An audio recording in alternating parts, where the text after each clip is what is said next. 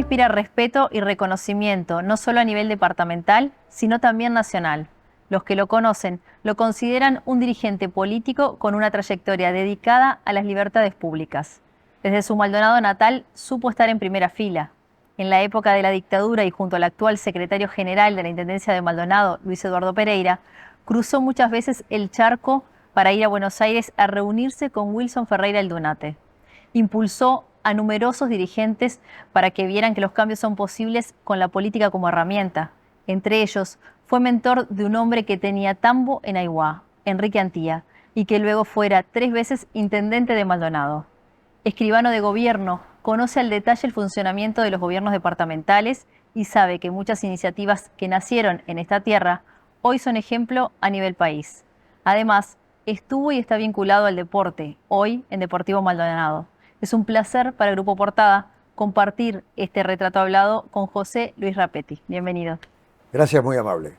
Bueno, nacido en San Carlos, ¿qué recuerdos tienes de esos años en una localidad tan emblemática de Maldonado? Y bueno, son los mejores, ¿no? Porque a cierta edad uno empieza a repasar los tiempos hacia atrás y encuentra aquellos tiempos muy hermosos, con mucho afecto para los seres queridos, para toda la gente que uno conoció. Yo nací en San Carlos, nací a una cuadra y media del Arroyo San Carlos, en la calle 33, entre Avenida Rocha y Pedro Lustane, así que una cuadra y media del Arroyo. Nací en épocas de la Segunda Guerra Mundial. Y bueno, tengo recuerdos de eso también, que además tuvimos que irnos a vivir a una chacra, un campo en José Ignacio. José Ignacio es la sección rural que está, no el Faro José Ignacio, que es la que hoy tiene tanto renombre turístico, pero José Ignacio es una zona rural de Lindera, San Carlos, y bueno, ahí estuvimos mucho tiempo tratando de sobrellevar las dificultades que generó todo aquel tiempo de la guerra, dificultades de escaseces, desde los combustibles, por supuesto, a un montón de cosas que en aquellos tiempos se sufrían. Y bueno, tengo muy gratos recuerdos tanto de todo eso que me siento feliz. ¿Y sus estudios también fueron en San Carlos? Sí, sí, en San Carlos, sí. En el ¿Y Liceo de San Carlos, la lo que hoy primaria? se llama es el Liceo número 1, ¿no? Primaria y secundaria en la Sí, ciudad sí, sí, Carolina. sí, sí. Bien, y tuvo que trasladarse a Montevideo también para estudiar lo que después fue su profesión, ¿no? La Exactamente, sí, escribanía. sí. Hice en la Universidad de la República y bueno, después me instalé en definitiva en la ciudad de Maldonado. O, digamos, yo viví en Manantiales después, ¿no? Después que me casé, estuvimos viviendo en Manantiales, que es una ciudad carolina, a pesar que hoy tiene una fuerte invasión de turismo y de gente de otros lados, pero con mucho gusto los recibimos ahí en nuestro pequeño pueblito de Manantiales, ¿no? ¿Cómo fue ese traslado a Montevideo para estudiar cuando a muchos de los del interior le cuesta, ¿no? Irse a la capital. Sí, a mí me costó mucho, mucho.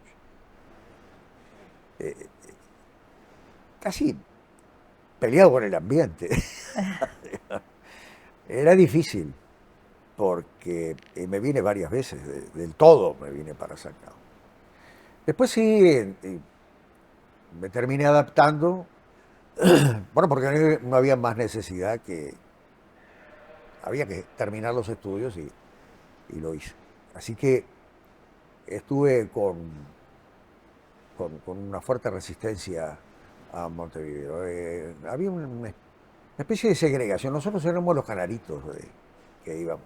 Y nos reuníamos los muchachos del interior que estábamos en la facultad, siempre teníamos más contacto entre nosotros. Siempre había montevideanos muy buenos y muy buenos amigos, con los cuales después uno va adquiriendo una amplitud mayor y eso nos ambientó mucho más a Montevideo. Y es Ex- una ciudad que quiero y me gusta, Extrañaba el departamento. por supuesto. Sí, sí, sí. San Carlos y todo el departamento. ¿Y la política lo encontró a Rapetti o Rapetti se acercó a la política? ¿Cómo fue ese paso? Creo que fue un encuentro natural, porque desde chico yo me interesé por temas de política. En mi casa se hablaba de política, tenía además familiares muy metidos en política, especialmente en el Partido Colorado tenía, ¿no? Tenía mis primos a los barrios Tassano, Honorio, Luis, eh, a, a un tío mío por la parte de familia Rapetti, un hermano de mi padre, Celestino Rapetti, todos ellos dirigentes colorados, pero yo estaba en otra cosa, estaba en el Partido Nacional. Bueno, y también fue concejal de la ex Junta Local Autónoma de San Carlos. ¿Cómo fue esa experiencia para usted? Bueno, para mí fue muy importante haber tenido esa experiencia en la Junta de San Carlos, porque para mí terminaba a ser una especie de un debe, porque eh, Honorio Barrio Tassano fue primo hermano, más un hermano que primo, fue vicepresidente, fue presidente de la Junta Local Autónoma de San Carlos. Mi tío Celestino Rapetti también fue presidente de la Junta Local de San Carlos. Y ellos fueron acérrimos defensores de la autonomía de San Carlos. Y yo también. Me identificaba mucho. Yo había actuado en muchas otras esferas políticas, ¿verdad? Pero me faltaba ese detalle y bueno, en una suplencia del doctor Homero Bonilla, un querido correligionario, que él solicita licencia y quedo yo un tiempo largo, casi finalizando todo un periodo, integré la Junta como concejal. Yo era concejal de la minoría, la mayoría eran tres concejales del Frente Amplio y dos del Partido Nacional no habían colorados ahí, en ese momento. La presidía la escribana Susana Hernández,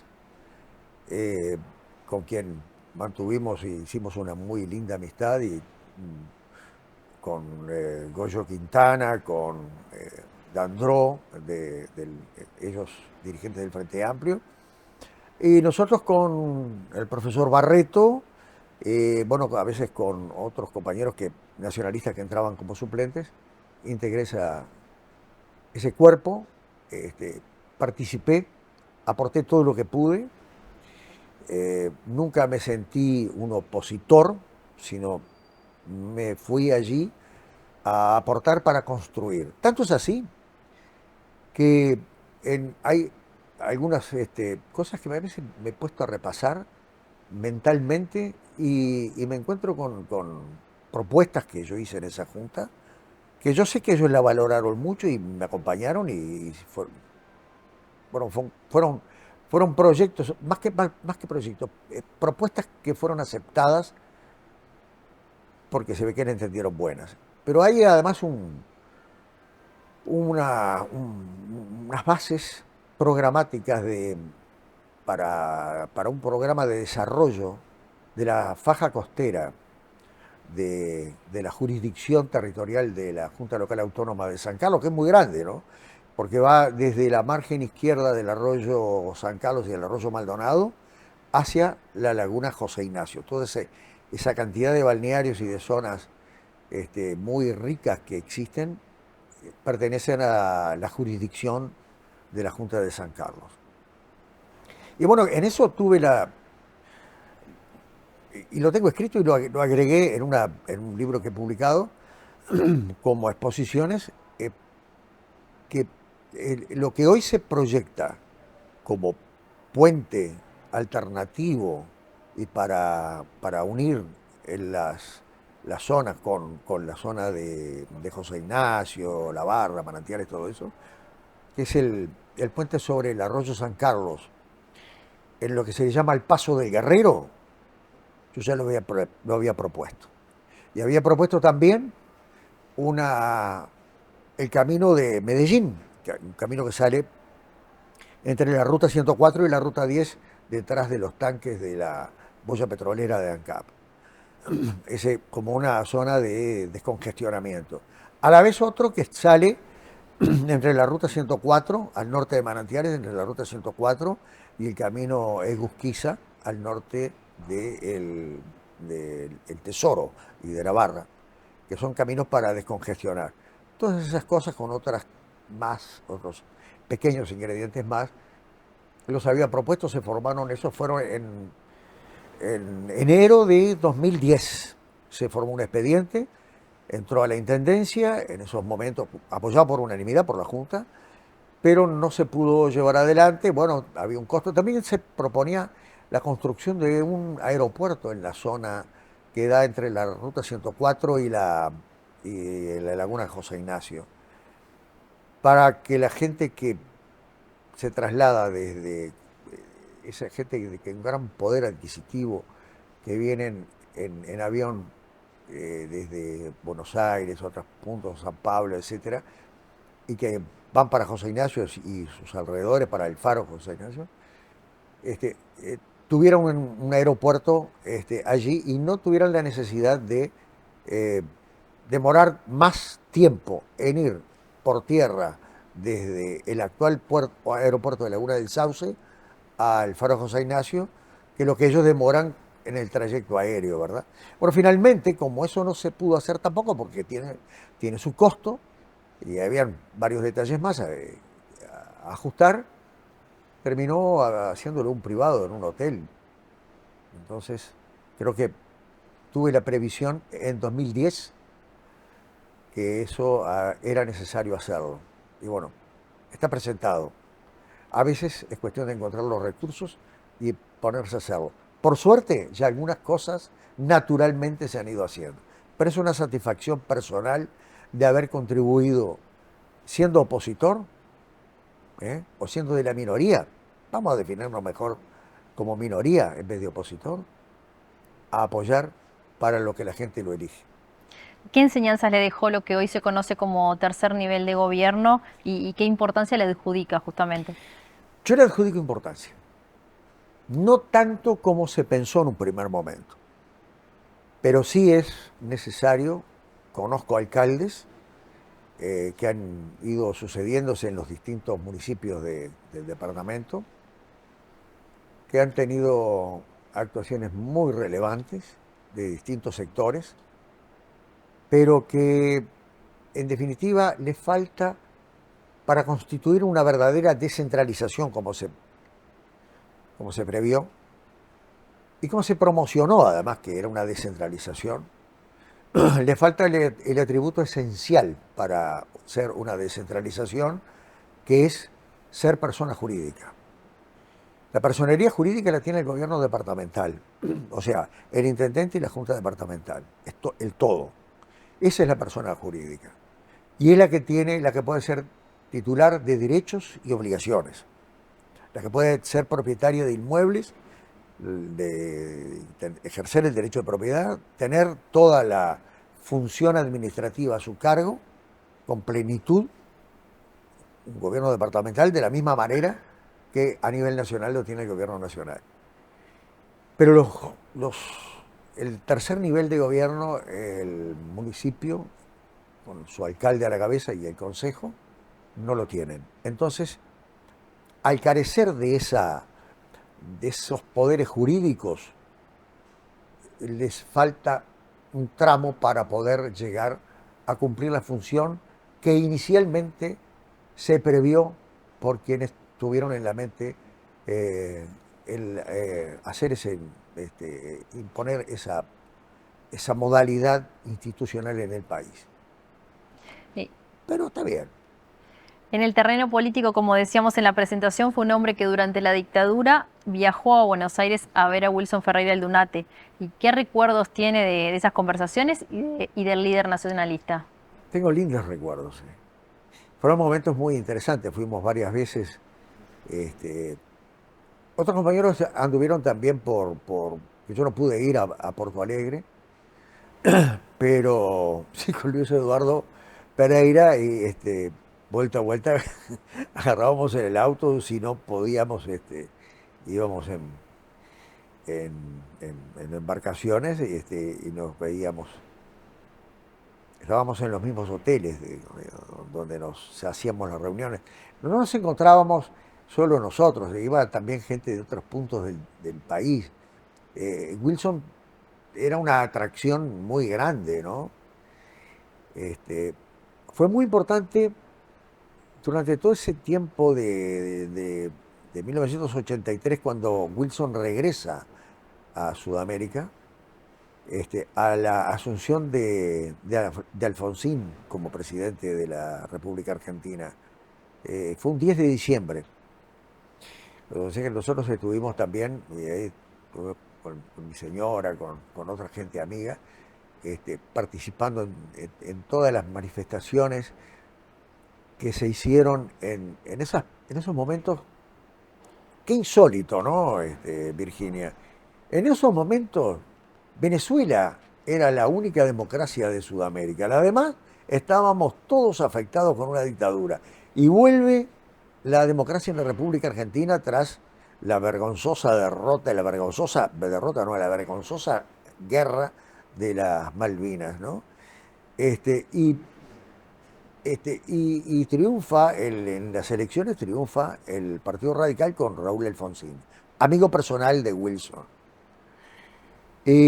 Wilson viene de Europa y forma parte del enorme cortejo de grandes personalidades que vienen a contribuir a afianzar la instalación del nuevo gobierno democrático argentino. Ahí eso fue también una atracción muy grande para todos nosotros, no solo para los wilsonistas, para gente que realmente quería la democracia y queríamos llevar al Uruguay a los mismos puntos de alcance que tenía la República Argentina en esas horas.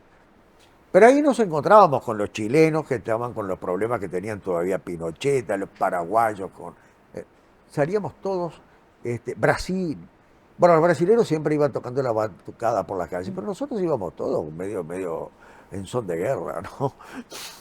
Enojados y alegres por un lado, y enojados porque cada vez que nos decían algo, bueno, ¿y ustedes para cuándo? Ya van a caer, ya van a caer. ¿Y llegó a cruzar alguno de los famosos cassettes con los que el caudillo se comunicaba nos reuníamos con la militancia? Nos reuníamos permanentemente. Mira, en Punta del Este, en la casa de Velarde González Nieto, nos reuníamos, venían a veces, bueno, estaban Miguel Galán, González Nieto, Pancho Mesa, el Gringo Dicio, Luis Eduardo Pereira, Waldemar Bonilla. Nos reuníamos en lo de Velarde González Nieto y venía Fernando Liu, Carlos María Fossati, fue el que cantó canciones tan bonitas del Partido Nacional, Carlitos Suárez de Lima, Carlos Julio Pereira, venían y nos reuníamos entre todos y no, nos dejaban los cassettes y hablábamos, teníamos en ocasión de hacer un asadito, una reunión, a veces siempre con sumo recato. Supongo que la policía sabía, pero alguno haría la vista gorda, ¿no? Y si no nos mantenían, pero nosotros no tirábamos bombas, lo único que queríamos era regresar al sistema democrático. Pero sí, los cassettes de Wilson, pero además no solo que los cassettes de Wilson, te voy a contar otra cosa. En la época peor todavía de la dictadura, cuando todavía no podían ni llegar los cassettes de Wilson a veces,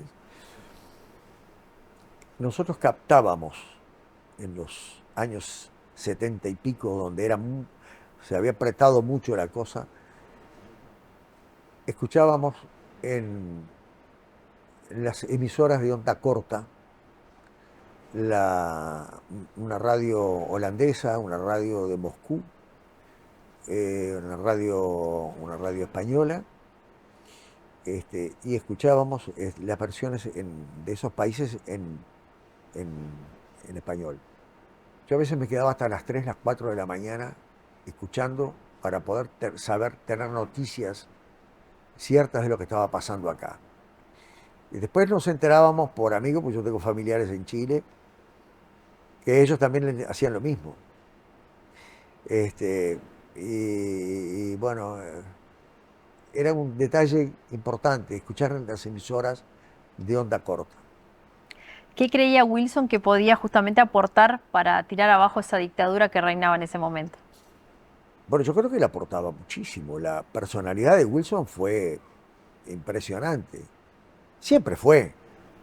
Y lo que pasa es que a Wilson se le conoce mucho por su lucha contra la dictadura, que fue, creo que, claro, ahí fue muy arriesgado todo lo que él hizo, porque arriesgó su vida, se salvó por poco, ¿no? Porque el día que le iban a matar a Michelini y a Gutiérrez Ruiz, el otro era él. Y se salvó porque escapó por otro camino. Eh, pero Wilson, además, antes de eso, se había mostrado tener una personalidad y un valor político y de estadista muy grande. Wilson fue ministro de Ganadería y Agricultura en el segundo gobierno blanco del gobierno colegiado. Estoy hablando de la década de 60, de 1960.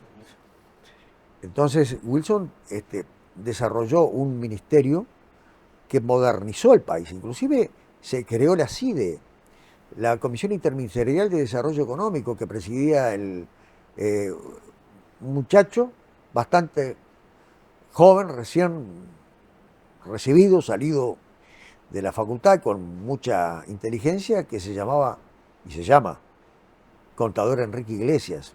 ¿Te das cuenta? Esa gente estaba trabajando ahí, creando, aportando todos sus conocimientos a, a proyectos de desarrollo económico para situar al Uruguay, sacarlo de aquel Uruguay que venía de los primeros 5 décadas del siglo XX, que tenía que empezar a despegar y a compasar el adelanto tecnológico y progresista, auténticamente progresista del mundo, ¿verdad? Entonces, eso lo fomentó Wilson Ferreira Aldunate. Y en su ministerio se presentaron proyectos de leyes, todas tendientes al desarrollo de la agropecuaria. Proyecto de reforma de las estructuras agrarias, proyecto de ley de semillas, proyectos de ley de forestación, proyectos de ley de agua, de aprovechamientos de agua. Todo ese tipo de cosas estaban en la mente de Wilson. Entonces, ese Wilson, que generalmente no se conoce, yo creo que es un Wilson fundamental, porque además después se les conoció cuando él dejó de ser ministro, porque terminó el periodo de gobierno, y cuando él es elegido senador, y ya previo a la dictadura, es uno de los fiscales que tiene la nación y que pone toda su hombría en el Senado de la República denunciando los hechos que había que denunciar y que había que tener coraje para hacerlo. El mismo coraje que él después demostró en andar por el mundo denunciando, porque nunca se sabe lo que puede pasar. Cuando se va al Congreso de Estados Unidos y denuncia toda la violación de los derechos humanos que estaban ocurriendo en el Uruguay y que logra, gracias a eso, que Estados Unidos cese todo tipo de ayuda económica al Uruguay, significando eso, el quitarle, descalzar a la dictadura, sacarle el soporte económico que tenía. Eso es muy importante. Entonces yo creo que después Wilson viene a aportar todas sus convicciones democráticas, su lógica, tipo altamente racional, aparte de ser muy, muy emotivo en toda su forma de ser. Era un tipo de una atracción personal increíble. Esa gente, bueno, era un gran caudillo, por algo era un caudillo, porque tenía la atracción personal, pero además de toda lo que esa personalidad riquísima en lo intelectual y emocional, Wilson podía transmitir. Según pudimos saber, varios de esos viajes que realizó a Buenos Aires los hizo junto al actual secretario de la Intendencia de Maldonado, Luis Eduardo Pereira, Incluso teniendo el pasaje comprado en el vapor de la carrera para Uruguay con Wilson, tanto usted como Pereira regalaron a otros dirigentes esos pasajes para que volvieran con Wilson. ¿Cómo fue ese episodio histórico?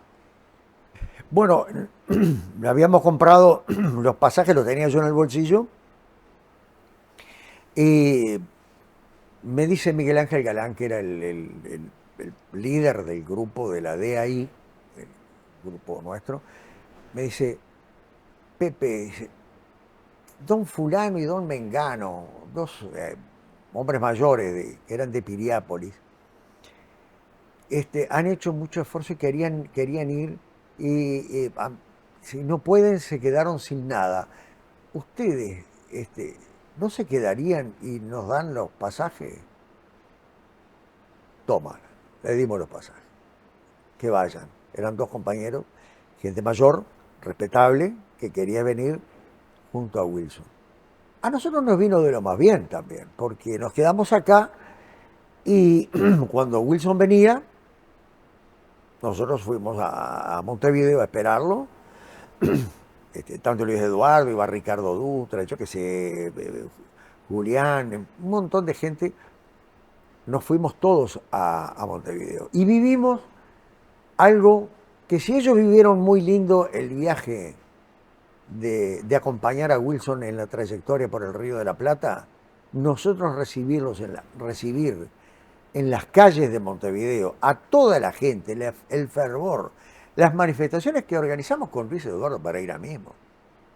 Nos juntamos por 18 de julio, esa noche, 18 de julio, y Ejido. Digo, dame una bandera uruguaya, y veníamos de la sede de la Casa de los Lamas, que estaba un poco más abajo en la Avenida Uruguay, con otra bandera del Partido Nacional, y yo venía con una gabardina, fue en invierno, era el 16 de junio del 84, yo me planto en la mitad de la avenida 18 de julio, con las banderas así, caminando, y digo, sígueme, y vamos por acá, y se va a juntar gente. Y empezó a juntar gente, y se empezó a parar, a darnos, y tocaban bocina los automovilistas, y saludaban, pasaban por el costado, y se armó una manifestación, y llegamos con 300 personas por lo menos a ocupar el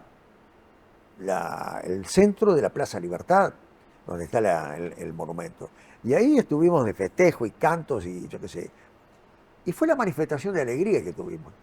Y en esos momentos nadie sabía qué pasaba. Si se decía, el Goyo se va a caer, todos los cánticos aquellos que hacíamos.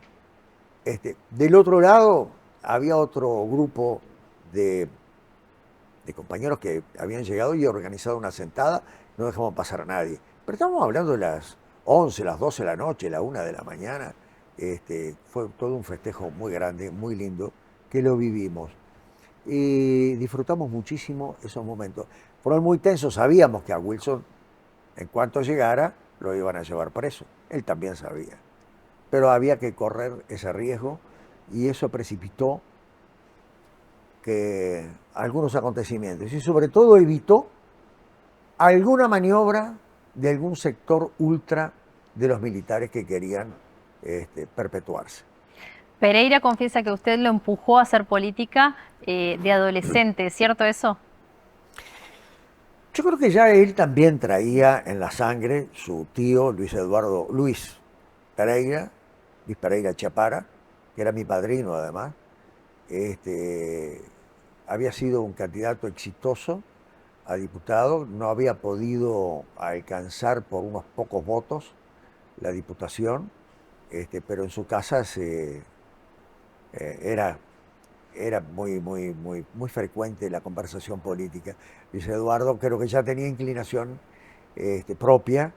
Le agradezco que haya tenido esa. Pero sí, realmente trabajamos muchísimo juntos, y él trabajó mucho también y formó parte de esa juventud nacionalista que en tiempos de la dictadura trabajó muy bien en San Carlos. Se mantuvo viva la llama partidaria y la llama del espíritu democrático, además. Allá por los años 80 hubo un joven que le llamó la atención y usted le dio la oportunidad de hablar. Era Enrique Antía. ¿Qué recuerda de ese día y qué le vio al actual intendente como futuro político? Sí, fue un acontecimiento muy especial. Antía siempre lo cuenta porque él sabe que en esos momentos había que tener mucho cuidado con lo que se hablaba, ¿verdad? Porque la dictadura apretaba y apretaba bien. No, entonces lo importante era poder transmitir a la gente y tener una acción política que pudiera llegar, porque el objetivo era regresar el país entero a la democracia, no que uno tuviera la gloria de que lo fueran a aplaudir, no, simplemente que el objetivo era llegar a reconquistar la democracia, para lo cual había que tener cuidado porque los voceros partidarios éramos muy pocos, ¿no? El Partido Nacional y algunos colorados, nada más, el resto no, no, no hablaba. Había partidos, otros partidos que estaban proscriptos y que fueron muy perseguidos. Entonces también, este, como, como lo fuimos nosotros. Lo que pasa es que nosotros tuvimos la oportunidad de poder hablar y la aprovechamos. En esos momentos, me acuerdo que íbamos a hacer un acto en Aiguá y le digo a Galán, digo, mira Miguel, este, hay un muchacho que tiene campo acá, que tiene un tambo por acá, que sería interesante que pudiera hablar de una familia así, asá, que yo conozco de Montevideo, los Antía, de una familia muy... Sí, sí, sí, yo los he ido, yo los sé, los conozco, pero no a él. Este, bueno, este muchacho podríamos ponerlo a hablar, es un ingeniero agrónomo, eh, y me dice, pero ¿y no se irá a cuidar demasiado? No se irá a arriesgar demasiado y nosotros que se complique las cosas. Y digo, no, ¿estás seguro que no? Yo sabía que él estaba dispuesto, porque además teníamos un relacionamiento muy especial con Antía, que después te lo cuento. Él, entonces a duras penas logro que Miguel lo acepte. Bueno, pero al principio hay que sea cortito lo que diga. Entonces va Antía, se va, me acuerdo que venía de Boti y Bombacha todavía, porque no sabía si lo iban a dejar hablar o no. Y habla correctísimamente bien, impecable, sin ningún problema. El veterano que venía de atrás, del otro que iba a hablar, que era Alfredo Lara, padre, que era el hombre ya experiente, que iba a decir un discurso aplomado. No, dijo una sarta de barbaridades, especialmente contra el doctor Esteban Agustoni, un médico que la gente de Aiguá poco menos que lo endiosaba, lo idolatraba, porque era el médico del pueblo. Y además una persona realmente muy querida y muy respetable. Este, ¿Qué sucede?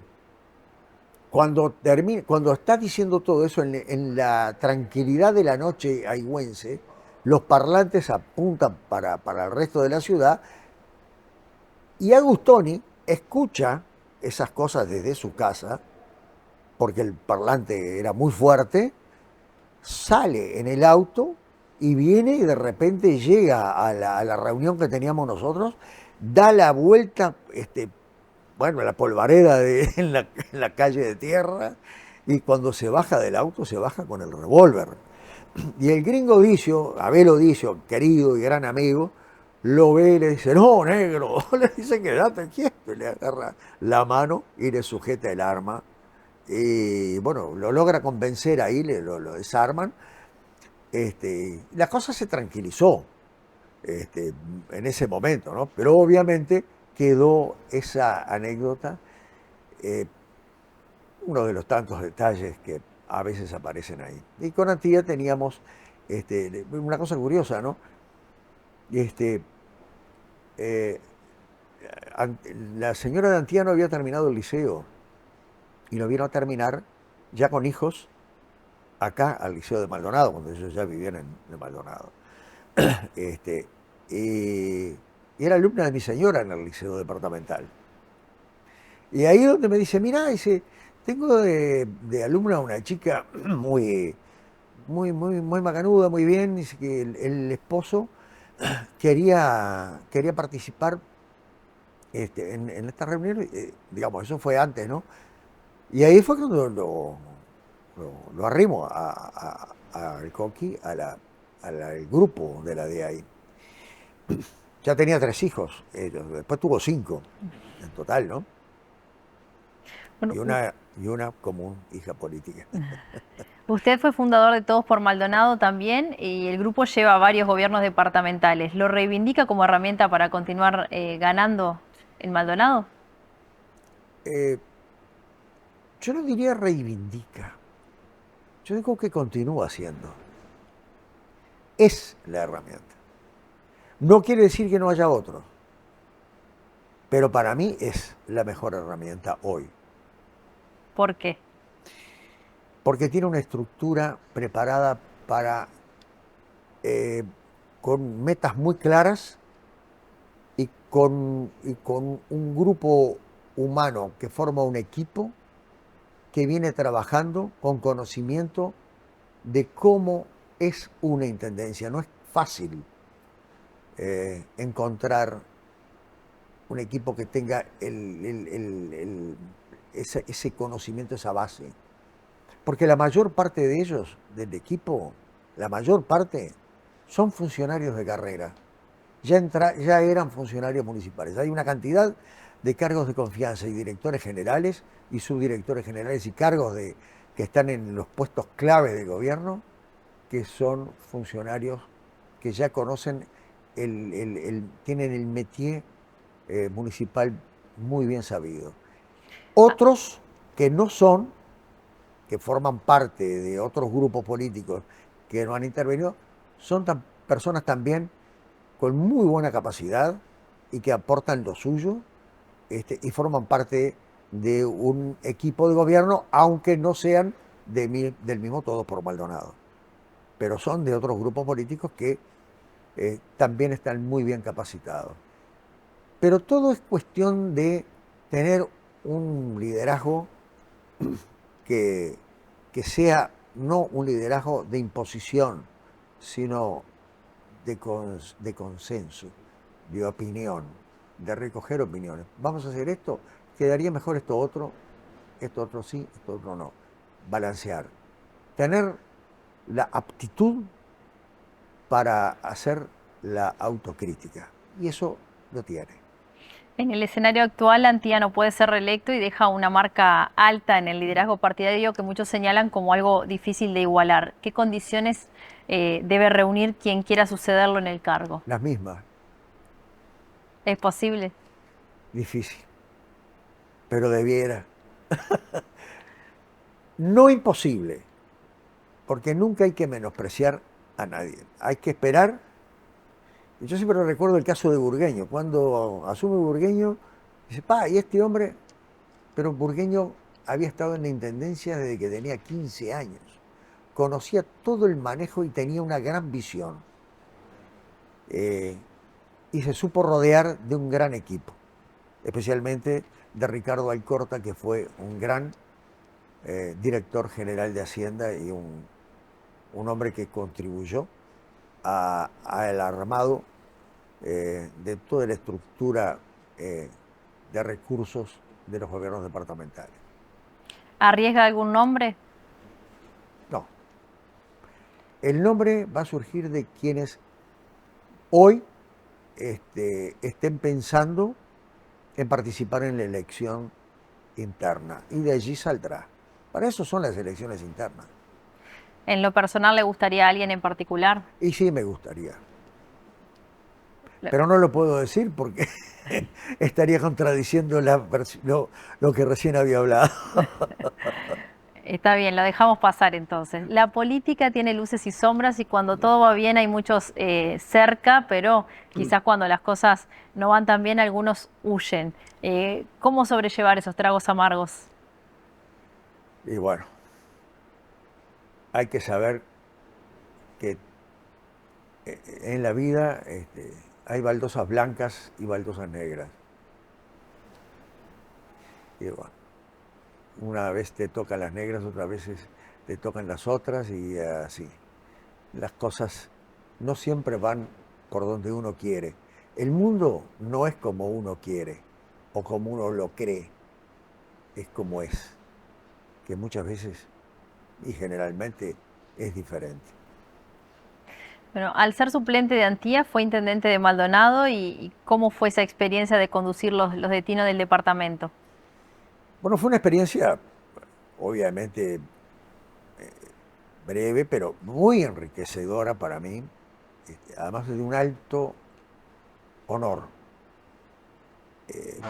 por ocupar ese cargo a a los que mucha gente, inclusive de mi familia, aspiró.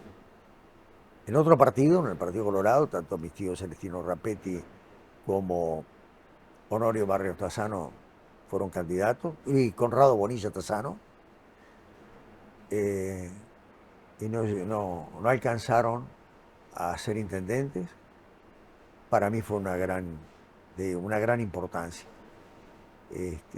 Pero a su vez por el departamento y porque además suplir a Antía ha sido muy importante. Es como tú decías recién, un hombre que deja la vara muy alta en el gobierno. Es una responsabilidad muy grande además, ¿no? Y te reitero, un honor que cumplí con enorme satisfacción. Lo primero que hice fue tratar de ir a asesoría notarial, a reunirme con mis compañeros, con los escribanos y los funcionarios y compartir con ellos todo lo más que pude. ¿El interior para usted ha sido contemplado en este gobierno nacional? No lo suficiente, nunca es suficiente. Hay un problema grande acá. En esta pregunta que tú me haces, yo te diría, yo no pienso solo en términos de gobierno departamental de Maldonado. En este caso, como bien sitúas la pregunta, excluyo a Montevideo en todo caso, porque es una situación especial. Es un gobierno departamental muy especial, porque es la capital.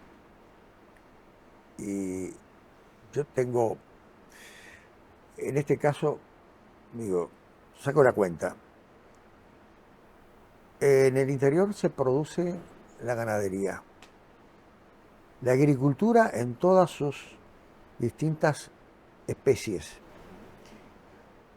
Se produce la energía eólica, la energía hidráulica. Se produce con toda la actividad del turismo, especialmente que acá en Punta del Este es la gran fuente turística de recursos de turismo del país. Entonces, ¿dónde se sitúan las fuentes de recursos y el trabajo fundamental de la riqueza del país? Se sitúa en el interior, ¿verdad? Sin embargo, esos recursos van a Montevideo. Y la caja está en Montevideo. Y esa caja la manejan desde Montevideo el Estado central, que después nos administra lo que nosotros producimos y nos manda lo que lo que ellos resuelven y lo que nosotros necesitaríamos mucho más para desarrollarlo. Cuando se habla de descentralización, se está obviando el gran problema que radica en que los gobiernos departamentales deben de tener sus propios recursos y mayor cantidad de recursos, porque la riqueza se produce acá. Eso por una cuestión de derecho legítimo, porque hay razón para eso. Pero también está lo otro. Si no volcamos los recursos en el interior, se produce la migración campo-ciudad, migración interior Montevideo. ¿A dónde va esa gente? A formar parte de los cinturones de la gran ciudad, y cinturones que nunca terminan por desarrollar la personalidad de esa gente que salió de sus pagos natales para ir a buscar un mejor destino en la gran capital. La capital no los satisface, la capital los aglomera en tubulares, en lugares lejos, y ellos no tienen el desarrollo que la personalidad humana necesita. Lo mejor es que cada uno pueda tenerlo en sus propios lugares. Eso no obvia que se vaya a hacer un intento de progreso en otro lugar, pero lo importante es que el interior maneje sus propios recursos. Las leyes de presupuesto nos establecen los porcentajes que nos corresponde el presupuesto nacional. Eso es porque la Constitución lo dice, ¿verdad? Ahora, por una ley que hizo regular la famosa patente única en todo el país para los automóviles, una cosa totalmente traída de los pelos, nos imponen que no se ajuste a eso, le sacan un porcentaje de la cantidad que nos corresponde en cada presupuesto nacional, violando la Constitución. No. De una buena vez tendríamos que terminar con el centralismo, ¿verdad? Para eso es necesario que desde el interior tengamos una mentalidad consciente que nosotros somos los que producimos y que no tenemos que dejar que nos administren los demás lo que nosotros producimos. Lo llevo a algo más personal. Tierras públicas y otros temas de interés departamental es el título del libro que presentó este año y que habla justamente de tierras municipales, del Congreso de Intendentes, patentes y autonomía, también de la megaminería y medio ambiente. ¿Por qué este trabajo?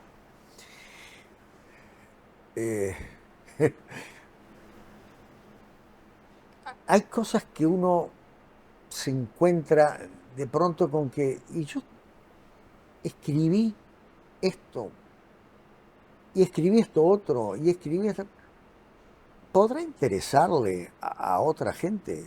Entonces le pregunté a una escribana, pregunté a otra gente que habían trabajado conmigo en asesoría notarial, y me dijeron, claro que sí, si nosotros, esas cosas que usted pensó, escribió, a nosotros nos sirven. Y bueno, de ahí empecé también tuve el aliento de mi familia. Mi hija me dijo, papá, ¿por qué no publicas eso en un blog? Y yo que sé qué es un blog. Bueno, me explicó, pero digo, no será mejor un libro más acorde a mi edad, ¿no? Y entonces me decidí por hacer el libro. Pero te digo que lo que yo tenía escrito lo tuve que ampliar mucho, tuve que seguir leyendo y estudiando más. Me gustó porque, si bien yo aprendí mucho en el ejercicio, naturalmente, con la base del estudio de la Facultad de Derecho. Yo fui escribano, pero después seguí estudiando. Y cuando estuve en la Intendencia de Maldonado tuve que seguir estudiando mucho más porque me preocupé de cumplir el rol para el cual estaba asignado, que era la dirección de una asesoría que se estaba formando con un criterio técnico y que tenía que brindar la seguridad en las transmisiones y en la seguridad del apoyo jurídico, para lo cual hay que estudiar. Nunca se puede quedar uno con aquello que aprendió hace muchos años, hay que seguir evolucionando. Y a mí me pasó eso y con el libro, seguir preparando el libro me significó seguir estudiando más. y me gustó, porque a mí me gusta el derecho. Y como me gusta, profundicé en cosas que de pronto otros no lo hacen. Yo tengo además en ese libro tres grupos, ¿verdad? Uno que es el de esos temas de interés departamental directo, que es la parte de tierras públicas, la tributación departamental sobre inmuebles rurales, eh, la megaminería y medio ambiente, etcétera, la prescripción de tierras públicas, en fin. Y después otro grupo que tenía eh, las exposiciones, que yo consideré que eran exposiciones que tenían interés departamental también, en la medida que podían contribuir a una opinión respecto de lo municipal, lo departamental, que fueron en la Junta Departamental y en la Junta Local Autónoma de San Carlos, que ya te mencioné que eran las bases donde estaba, entre otras cosas, lo del puente en el Paso de Guerrero. Y en la Junta Departamental varias exposiciones que eran este, atinentes a derechos humanos, aunque derechos humanos propiamente no es un tema de, que usualmente se asigne a los gobiernos departamentales. Sin embargo, en la propia ley de gobiernos departamentales de 1935 se habla de los derechos individuales. Y bueno, pero de todas maneras es propio de un gobierno que se preocupe de los derechos de los individuos. Ahora,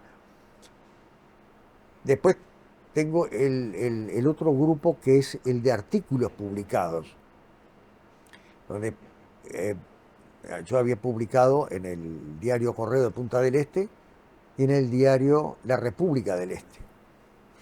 Y fueron artículos que tenían que ver con estos temas. Por eso eran temas que también consideré que tenían interés departamental y lo publiqué. A lo largo de las publicaciones esas, durante esas publicaciones, cuando aparecían en un diario y en el otro, recibí opiniones de gente que, digo, bueno, parece que les gustó, voy a seguir escribiendo. Y me estimuló. Esas cosas vienen bien a veces. Bien, lo traigo al deporte. Es un hombre vinculado en San Carlos a Huracán y en la actualidad ahora Deportivo Maldonado. ¿Cómo fue y ha sido esa experiencia? Bueno, el fútbol, primero que nada, el fútbol y la política son dos grandes pasiones de los uruguayos, ¿no?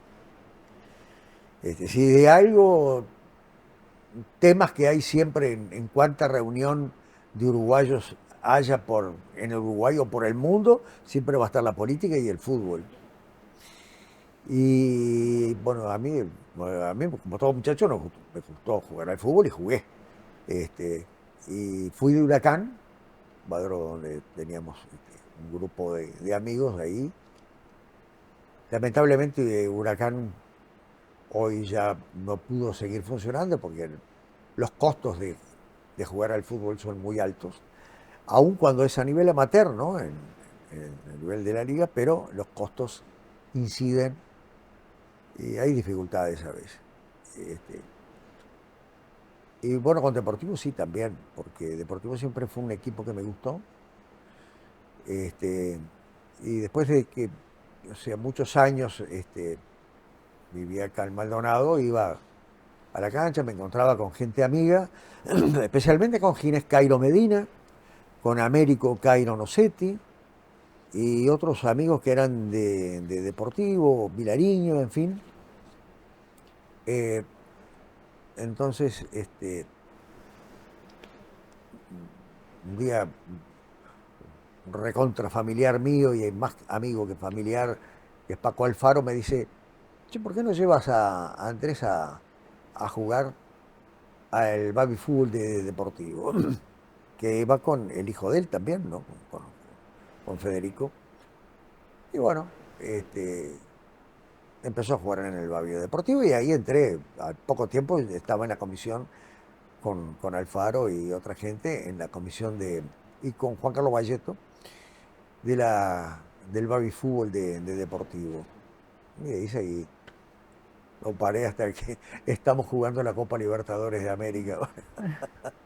¿Y cómo nace el Club Deportivo Maldonado y qué se vivía en torno al fútbol en esos años allá por el 1928? Bueno, vea, ahí no soy testigo directo de cómo cuando nació porque no era nacido yo. Pero eran los tiempos en que hay una cosa interesante. Eh, Hay varios clubes que se fundan más o menos en esas épocas en el interior. Este, el Club San Carlos venía en 1919. Ya eh,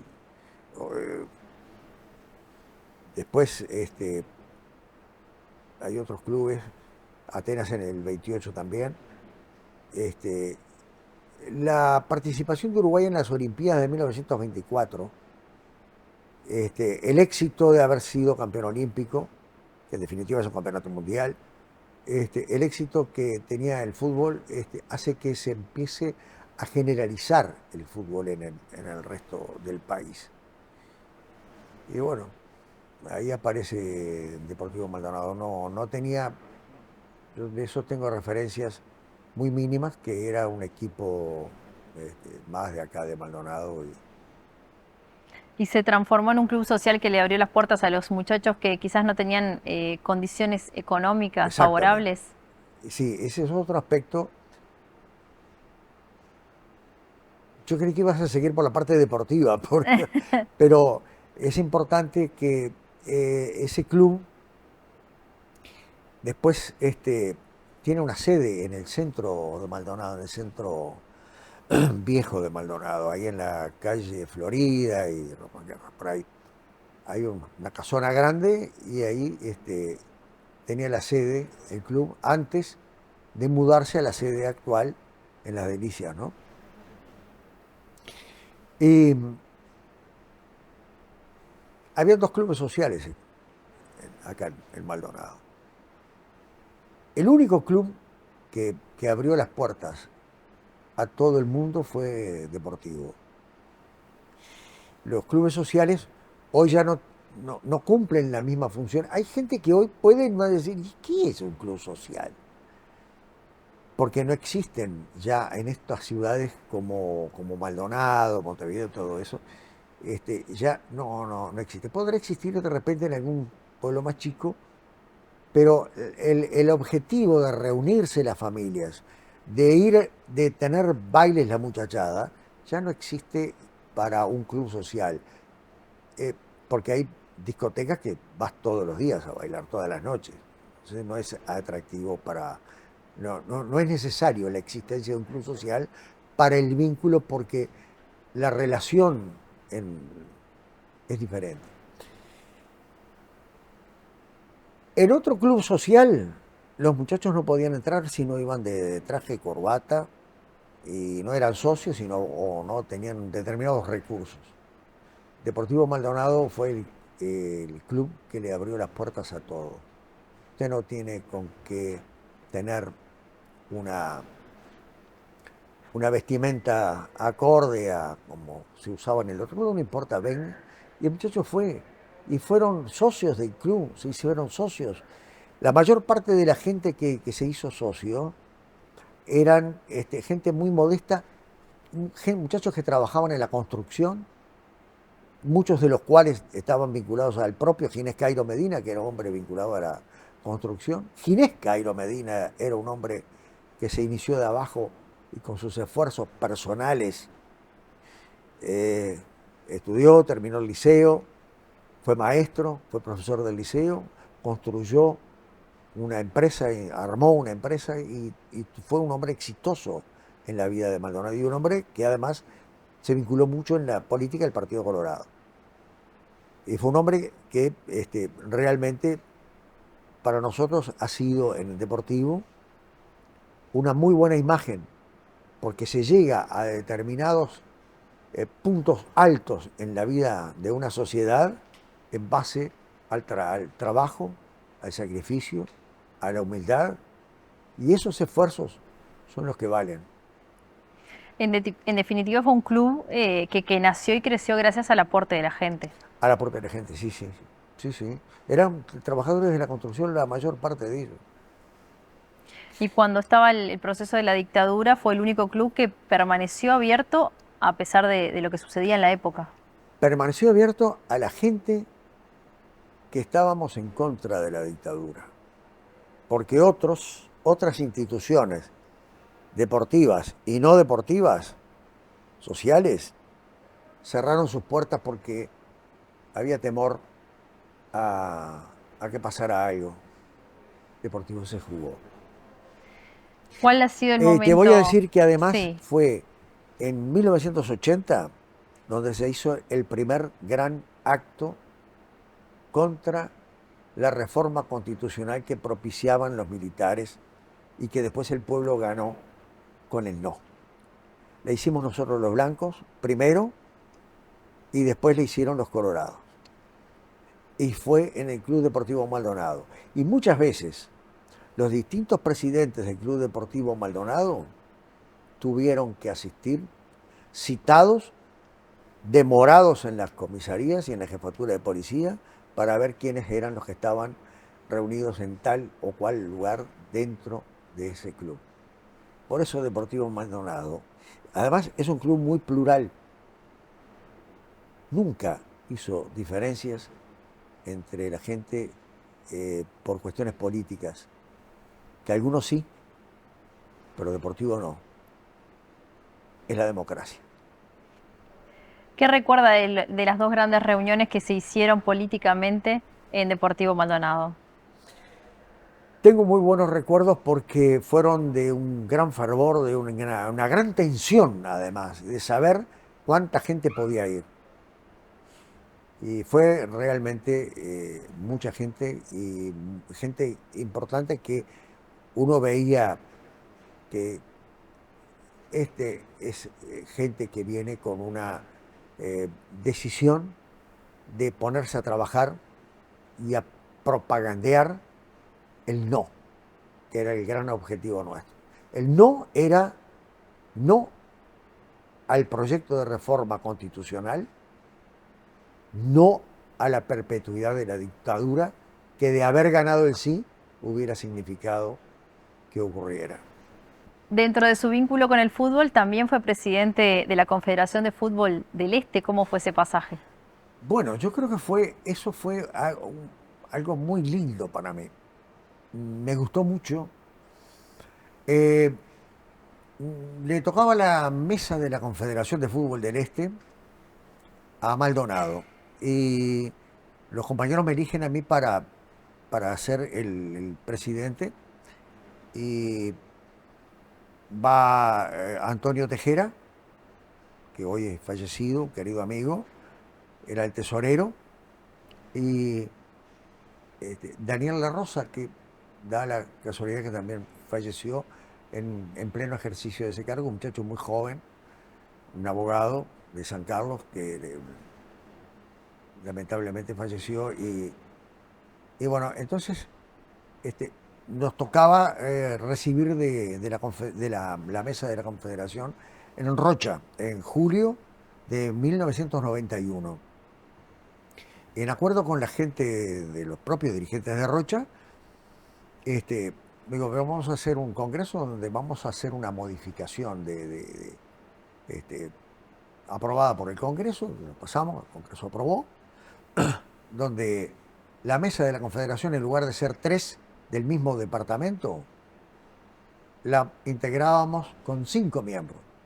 O sea que había uno de 33 y otro de Canelones.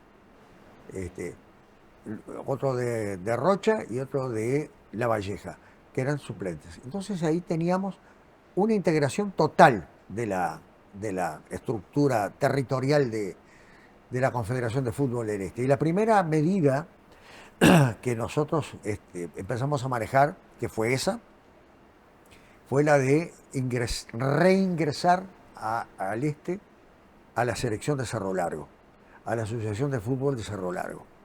Yo ya había tenido contactos unos meses antes con el presidente de la Asociación de Fútbol de Cerro Largo, que era el escribano Iturralde, el Tito Iturralde, padre de Pablo Iturralde, el actual presidente del directorio del Partido Nacional. Digo, mira, Tito, ¿qué están haciendo ustedes en la Confederación del Noreste? ¿Por qué no se vienen a jugar Y sí, nosotros tenemos lío con Tacuarembó, tenemos lío con Rivera, yo qué sé, bueno. Entonces, quedamos ahí en que conversaríamos, digo, mira, posiblemente yo quede en la Confederación de Fútbol del Este, y si ustedes vienen, entonces al poco tiempo, a los pocos días de yo de estar ya en la presidencia, me llaman desde Cerro Largo, ya era otro el presidente, pero por encargo de Iturralde, y reincorporamos a Cerro Largo, con lo cual le dimos una vitalidad mayor. Hicimos un gran congreso acá en Maldonado, donde recibimos de vuelta a Cerro Largo, se incorporaron los sectores 2, de acuerdo al nuevo estatuto de la OFI, y le empezamos a dar una vida diferente. ¿Por qué? Porque lo hicimos con un espíritu integrador de todo el este. A la vez propusimos hacer un torneo entre las ligas chicas de los interiores de los departamentos. Entonces participaba la Liga de Valle de Ordoña, la de Cerro Chato, la de Freile Muerto, la de Santa Clara de Olimar, etc. José Pedro Varela. Y todo eso redundó en que se empezó a mover todo el fútbol del este. Y tuvimos una suerte grande, porque los campeones del este, a nivel de selecciones, fueron todos campeones a nivel nacional. Fue La Valleja, después fue Maldonado Interior, después fue Maldonado Capital. En Sub-20 pasó lo mismo. Y hasta tuvimos la suerte que el primer campeonato de Sub-15 que se iba a jugar a nivel de OFI, lo ganara Cerro Largo. Y además, a nivel de clubes salieron campeones siempre. Salió Palermo Rocha, salió Punta del Este. En fin. En la vida de Lo Rapetti, ganamos todo. lo Le ganaron. demostramos que el este podíamos ser. Y hoy estamos demostrando también, porque tenemos varios clubes en el profesionalismo. Tenemos Cerro Largo, Atenas, Deportivo y Rocha. Rocha hasta llegó a salir campeón en un campeonato de OFI, de AUF.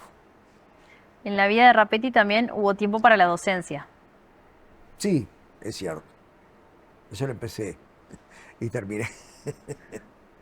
¿Qué le dejó esa experiencia? Difícil porque si yo me ponía a comparar la docencia mía, para la cual yo tenía una preparación técnica, pero no como docente. Docente es mi mujer porque fue egresada del IPA, mi hijo que también, y mi cuñada. Entonces yo nunca me pude comparar con ellos. Yo era un docente de los tantos, ¿Quiénes? pero muy rico porque tengo la ventaja de haber encontrado tanto en Montevideo, que yo daba clases allá, o después en Maldonado, gente muy, muy valiosa, gente que yo valoré mucho. Los de Montevideo iban de noche a estudiar, terminaban a las 11:30 de la noche, los últimos ómnibus salían para sus casas a las 12 o 12:30, y esa gente al otro día a las 7 de la mañana estaba trabajando. Esas son cosas que son muy importantes. El esfuerzo por progresar. Entonces, esa es una gente que yo valoré muchísimo. Esa muchachada que iba a la Casa Central en la calle San Salvador, en Montevideo. Siempre se los dije, todo lo que valen ustedes. Bueno, después en Maldonado tuve también la suerte de tener muy buenos alumnos, pero ya no eran de los cursos nocturnos, ¿no? Bueno, creo que una vez o dos tuve nada más. Pero toda gente que hacía un esfuerzo grande por progresar. Y tengo alumnos que he tenido la suerte que todavía me agradecen, me saludan. Bueno, entonces tal mal no estuve. Quienes lo conocen también lo señalan como un hombre de familia, está casado, tiene 3 hijos y nietos. ¿Qué importancia ha tenido en su vida su esposa? La mayor. Sí, tengo 3 hijos y 5 nietos. Sí, llevo 50 y pico de años de casado, ¿no? Para mí ha sido muy importante haberla conocido. Y la conocí en Manantiales, además.